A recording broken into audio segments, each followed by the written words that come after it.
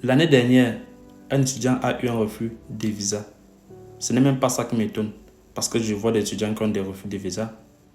Mais son cas était bizarre. Peut-être qu'il va même regarder cette vidéo aujourd'hui. Il m'a contacté, il m'a dit qu'il a eu un refus de visa. Il allait agir seul avant de venir m'expliquer. Il me dit qu'il a eu un refus de visa dans un premier temps.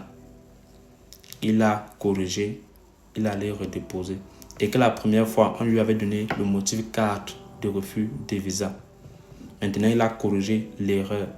Il allait redéposer. Et il est étonné qu'on lui a donné maintenant 2 motifs de refus de visa. Le motif 4 qui est lié parfois à son parcours, son entretien qui n'est pas trop cohérent, tout ça là. Et maintenant le motif 5 qui est lié à l'hébergement et parfois les finances. Au départ, il avait un motif, il allait redéposer, il a fait recours, il a eu 2 motifs. Moi, je pense qu'il y a 2 hypothèses. Soit il a attiré les agents consulaires sur une piste qu'il n'avait pas remarqué, soit il a corrigé l'erreur là où il ne fallait pas. Il est plutôt allé gâter. Il ne savait pas quoi faire. Il était traumatisé. Cette vidéo, c'est pour te sensibiliser. Lorsque tu pars faire ta demande de visa, ne prends pas juste tout ce qui est sur Internet, tu mets.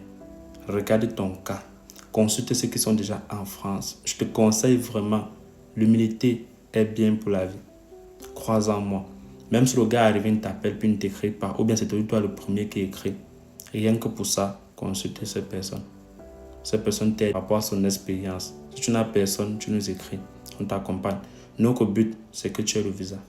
C'est très important. Retiens bien que tu aies le visa.